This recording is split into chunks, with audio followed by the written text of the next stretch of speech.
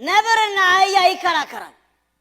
ነብር ሳር አረንጓዴ ነው ይላል፣ አህያ ደግሞ አይደለም ሰማያዊ ነው።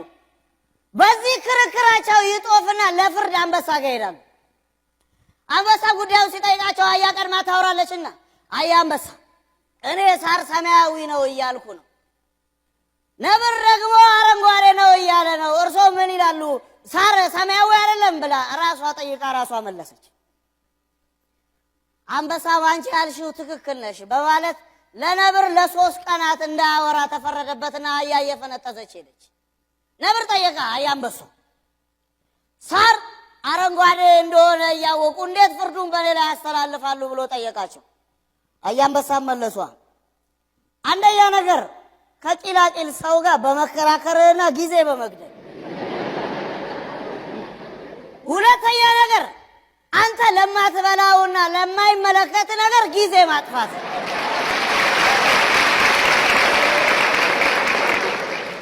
ሶስተኛ ነገር የሁለታችሁ ሳይበቃ ጉዳዩን እኔ ጋር ይዘህ መጥተህ የኔንም ጉዳይ በመግደል